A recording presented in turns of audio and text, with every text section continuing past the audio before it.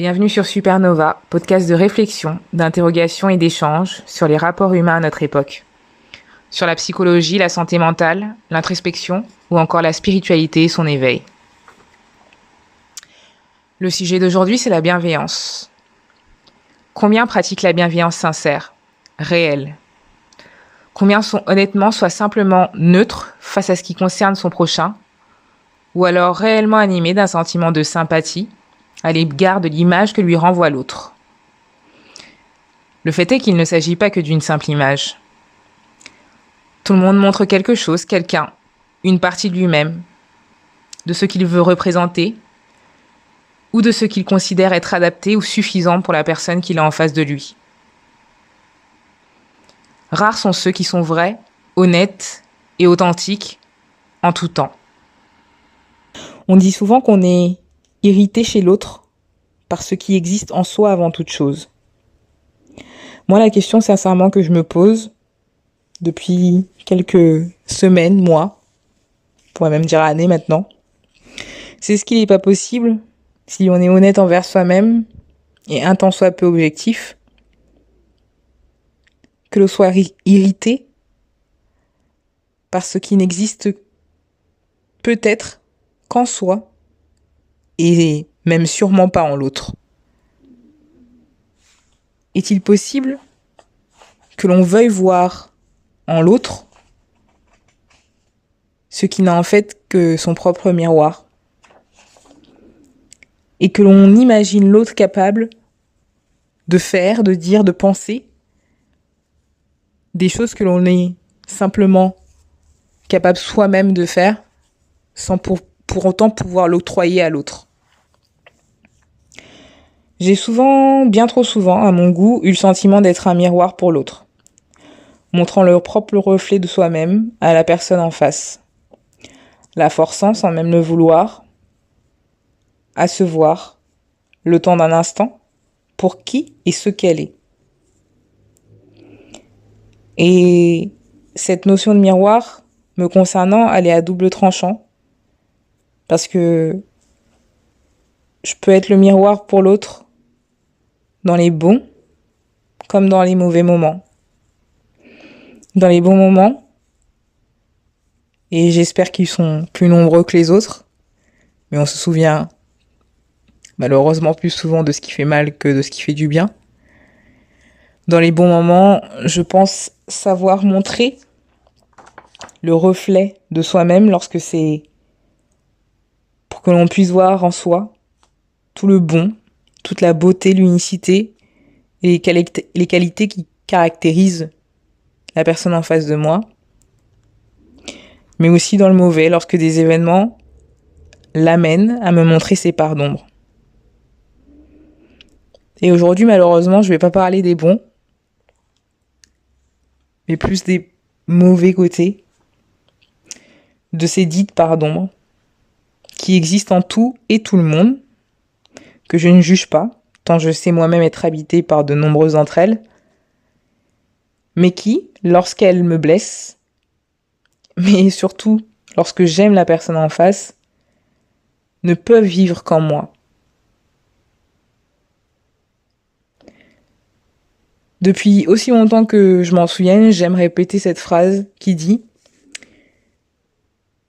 que qui d'autre qu'une personne qui t'aime peut et se doit de te dire lorsque tu fais des erreurs et surtout lorsque tu la blesses. Si ce ne sont pas tes amis, ta famille, les gens que t'aimes, les gens qui existent et ont une importance dans ta vie et dans ton cœur, qui te disent des choses que tu fais, qui peuvent les blesser, qui selon elles méritent d'être mis en lumière et méritent d'être observés, modifiés si tu sais reconnaître aussi les blessures que tu as pu porter à l'autre. Qui d'autre que ces personnes-là peuvent t'en faire la remarque? Parce qu'on est tous d'accord sur le fait que si ce genre de commentaires, de jugement, parce que quelque part c'est un jugement, c'est plus un constat qu'un jugement, mais l'ego de l'être humain fait qu'on le prend souvent comme un jugement, il ne peut venir que d'une personne que tu aimes. Et si tu l'aimes suffisamment, tu l'entends sans le prendre comme quelque chose qui est censé te nuire, mais plutôt comme quelque chose qui est censé t'aider à évoluer, qui est censé t'aider à modifier tes comportements, à modifier ce qui peut faire tant de mal à l'autre. Encore faut-il que ça t'intéresse. Mais souvent, c'est dans cet objectif-là qu'une personne qui t'aime se permet de te signaler qu'elle a été blessée. Non pas pour t'incriminer, mais juste pour te faire sonner une certaine sonnette d'alarme pour dire ok, là, il s'est passé un truc qui fait que il y a une limite qui a été transgressée dans ce que moi je peux accepter. J'ai été blessée. S'il te plaît, vois ce qui s'est passé, vois-le et accepte-le et dans le meilleur des cas, essaye de le modifier. Pourquoi si une personne qui t'aime et qui te blesse sait, parce que tu lui dis, que ça a été le cas, cette personne-là ne ferait-elle pas tout, si ce n'est pour régler ses erreurs et blessures envers toi, au moins pour s'en excuser, s'excuser de t'avoir fait du mal? N'est-ce pas là, encore une fois, de la bienveillance qui est, ou selon moi devrait, vivre et vibrer avec vigueur dans le cœur de tous? Pourquoi reconnaître ses torts et demander le pardon, ou sans même aller jusqu'au point de demander le pardon, juste s'en excuser, parce qu'il y a une réelle nuance entre les deux, est-ce devenu quelque chose de si difficile? Selon moi, c'est l'introspection que je mène et qui guide mon existence depuis bien longtemps qui fait que j'ai l'impression, à mon insu, de mener l'autre à nous mettre dans des situations qui le forcent à l'introspection en lui-même et à voir en pleine face les zones d'ombre qu'il habite, mais qu'il ne veut voir. Et c'est là qu'est tout le problème. Peu veulent et peuvent voir, et encore moins assumer ces zones d'ombre. Je sais et je comprends que ça fait jamais plaisir quand on dit à quelqu'un, ou plutôt quand on entend de quelqu'un, et encore plus quand c'est quelqu'un qu'on aime, qu'on a fait quelque chose qui lui a fait du mal, qu'on fait quelque chose qui ne lui convient pas, qu'on a un comportement, des mots, des attitudes, un ton, un regard qui ne lui convient pas et qui lui déplaît. Je pense que prendre les remarques, c'est devenu quelque chose de très compliqué de nos jours, tant on vit dans un monde où tout le monde est censé être parfait. On vit dans le monde où la perfection est montrée comme étant la norme. On sait tous que c'est un leurre, mais je crois que ça se confond vraiment. Cette vie qu'on a à observer les autres dans leur parfaite vie, avec le parfait train de vie, les parfaites réflexions. Tout le monde est coach en quelque chose, tout le monde a des enseignements à donner sur quelque chose. L'humilité, c'est vraiment devenu une denrée rare, je trouve. Et du coup, je pense que c'est pour ça que c'est devenu d'autant plus compliqué de reconnaître qu'on a tort, qu'on a fait des choses mal. Parce qu'en fait, on vit dans un monde où plus personne ne montre ce qui est mal fait. Alors qu'on est bien nombreux à faire des choses mal, et en fait, c'est la nature humaine qui est ainsi faite. Et c'est pas un drame, en fait, de faire des erreurs. Mais savoir le reconnaître, c'est devenu vraiment compliqué, je trouve. Je trouve que peu de gens sont capables et ont même l'envie de voir en eux ce qu'ils sont réellement. Parce que loin d'être quelque chose qui les définisse, c'est juste que ça leur fait peur. Ils ont peur que ça réduise à néant l'image qu'ils se sont créée d'eux-mêmes. Du coup, moi je me demande vraiment combien sont sincères et travaillent réellement à faire d'eux quelqu'un de meilleur? L'introspection. Combien font preuve de bienveillance envers eux-mêmes?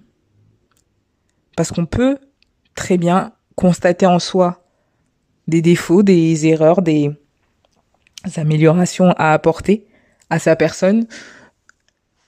Tout le monde n'est peut-être pas croyant, les personnes qui m'écoutent, mais moi je sais que j'ai souvent, et j'aime répéter, Dieu il a mis personne sur cette terre pour qu'on reste tel qu'on est. Si je peux me permettre, je suis même plus vulgaire, je dis que Dieu, il t'a pas chié là pour que tu restes exactement tel que t'es arrivé. T'es censé travailler sur toi toute ta vie, même le dernier jour de ta vie, sur ton lit de mort, tu pourras faire de toi quelqu'un de meilleur. Tu peux toujours t'améliorer, t'as toujours à apprendre. De toi-même et des autres. Mais est-ce que réellement les gens ont envie de ça? C'est une question que je pose sincèrement. Parce que c'est quelque chose que je constate de moins en moins. Et malgré toutes ces mouvements de développement personnel, et etc., qui en deviennent même nocifs, qui existent aujourd'hui sur les réseaux ou dans les livres ou un peu partout, les gens aiment te dire ils ont lu des choses, ils ont vu des choses de développement personnel, etc. Mais est-ce que le travail personnel, il est réellement fait? Parce que pour moi, le premier livre de développement personnel qu'on est censé lire, c'est soi-même. Et ça passe par l'introspection. Et c'est là qu'on a les plus grands apprentissages à faire. Mais ça reste mon simple avis. Je trouve qu'aujourd'hui, on juge, on méprise, on critique, on malmène l'autre sans cligner des yeux. Et c'est effrayant. Pire encore, on attend des autres ce que l'on n'est pas capable de faire soi-même. Sans même se rendre compte que l'on attend d'eux, qu'on leur reproche parfois, des choses que l'on fait soi-même. Et ça, c'est quelque chose qui est devenu si difficile parce qu'il est vraiment compliqué et douloureux, et ça je le reconnais, et c'est un fait, et c'est une réalité, et on ne peut pas le nier, d'aller dans les abîmes de son cœur et de son âme. C'est compliqué de s'avouer qu'on a des sentiments qui sont peu louables. Combien sont secrètement animés par la jalousie, l'envie, le jugement négatif de l'autre, pouvant tendre et tirer jusqu'à la malveillance inavouée, face à ce que l'autre réalise, fait, est. Pourquoi lorsque l'autre réalise quelque chose pour lequel on n'a même pas soi-même ni travaillé, ni même aspiré en fait, eh ben, on ressent quand même de l'envie envers les résultats qu'il peut obtenir, qu'ils soient fructueux, ou on ressent de la satisfaction dans le cas contraire. Pourquoi être animé par autant de sentiments négatifs? Par exemple, et c'est ce qui est aussi très triste, c'est que ça vient souvent des gens dont on est proche, ce genre de sentiments. Ce genre d'énergie négative, elles sont souvent rejetées par des gens qui sont proches de nous. Parfois, on arrive à les ressentir sans même que les personnes les disent. Parfois, elles finissent par être dites à haute voix, dans des contextes bien particuliers. Pourquoi est-il difficile de tout simplement ne pas porter de jugement sur ce que fait et l'autre, que nous ne sommes pas? Et c'est encore pire parfois, on porte un jugement sur des défauts que l'autre a, mais qui existent avant toute chose en nous-mêmes. Et très étrangement, on ne veut pas les accepter chez l'autre, on ne veut pas les voir chez l'autre, alors qu'il suffirait de regarder en soi pour le voir et en être horrifié avant toute chose. Pourquoi ces sentiments, tout aussi humains soient-ils, ne sont-ils pas, dans son intimité, beaucoup plus vivement et sincèrement combattus, puisqu'ils existent et grandissent d'abord au fond et en soi-même, surtout lorsqu'on sait et on ressent au fond de soi et dans ses tripes qu'ils ne sont pas des bons sentiments. Personne peut me dire, quand il a ressenti de la jalousie en voyant un ami avoir un diplôme que tu n'as pas eu, ou un ami perdre des kilos alors que toi tu n'y arrives pas, ou un ami ouvrir une société, même si c'est même pas un truc que toi t'aurais aimé faire, hein, mais juste le fait qu'elle soit allée au bout de son projet et voilà, que ça prenne forme et que ça prenne vie. Qui peut nier qu'il a pas déjà eu un sentiment de se dire ah et tout, putain elle a réussi à faire ça et pas moi. Mais au final elle t'a rien volé la personne. Ce qu'elle vit, il est pour elle. Et comme je dis, même si t'es pas content pour elle et pour ce qu'elle arrive à réaliser, pourquoi on se bat pas pour juste être neutre face à ça en fait? Pourquoi on n'arrive pas à combattre dans son intimité, grâce à son introspection, grâce au travail sur soi qu'on réalise, ce sentiment qui est négatif et dont on a conscience qu'il est négatif, on le ressent au fond de soi. Personne ne peut nier. On sait quand c'est pas positif. Tout le monde veut prétendre être plein de bonnes intentions, plein de bienveillance, mais c'est faux. Et il faut combattre ces sentiments, parce que ça se fera pas seul. Sinon, c'est de l'hypocrisie. Et malheureusement, on vit dans un monde où l'hypocrisie est devenue acceptable et monnaie courante surtout. Surtout dans le monde dans lequel on vit aujourd'hui au XXIe siècle, où l'exposition de soi, le miroir des réseaux sociaux, nous aide pas, puisqu'on a tous les jours, quotidiennement, tout le temps, le miroir qu'est l'autre face à soi. Un faux miroir souvent, mais auquel on est obligé de faire face, et qui nous fait faire face à tous nos échecs, à tout ce qu'on n'a pas réalisé, pas encore réalisé, à tout ce qu'on aimerait être et qu'on n'est pas encore. Dans une époque où l'exposition de soi est centrale dans la vie de tous, par les différents canaux et réseaux qui pilulent et polluent notre vie, pourquoi l'autogratification ça dérange? Et pourquoi est-elle aussi mal perçue et reçue? Pourquoi est-il si difficile de faire la distinction entre de la prétention, simple et assumée parfois, ou pas? Assumée lorsque les personnes ont une certaine notoriété, un peu moins assumée et masquée sous un désir d'apprentissage ou de délivrance de connaissances et d'expériences, puisque tout le monde s'octroie le rôle et la légitimité d'être un coach ou un modèle pour l'autre. Ces comportements nous submergent puisqu'ils sont normalisés. Mais à l'inverse, le contentement de soi et l'encouragement, en toute humilité, la motivation personnelle, le partage de satisfaction, si rare et parfois précieux lorsqu'il est pour soi-même, est souvent pointé du doigt. Parce qu'on n'arrive tout simplement pas à faire la distinction entre les deux en fait. Et la plupart du temps, ce sont les gens dont on est le plus proche, qui sont les plus proches de soi, qui portent ce genre de jugement. Et c'est là que ça fait mal. Parce que la bienveillance, elle disparaît, elle s'évanouit. Et quand l'amour de soi est si difficile à acquérir, entretenir et maintenir pour certains, comment on fait pour faire face à ce genre de sentiments, de critiques qui viennent de l'intérieur? Le jugement des gens qu'on aime et qui nous aiment, ou en tout cas qui disent nous aimer, nous blesse et nous brise d'une manière bien singulière. Parce qu'on ne comprend pas pourquoi ces sentiments et pensées négatives peuvent naître ou même exister en eux. Ils sont inavoués souvent, mais pensés et nourris avec tant de ferveur qu'ils débordent tôt ou tard de son propriétaire, malgré lui, dans des moments de colère, de frustration, d'incompréhension, et nous éclaboussent avec autant d'intensité que le temps depuis lequel ils sont nourris en silence. Comme je disais tout à l'heure, tôt ou tard, ça finit par voir la lumière et être mis à jour, percé.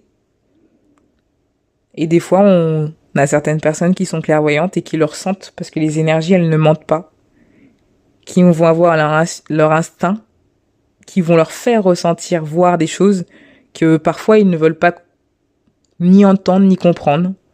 Tant ça semble fou de se dire qu'une personne qui dit nous aimer puisse faire preuve d'aussi peu de bienveillance envers soi. Et ça laisse une blessure et une cicatrice ouverte.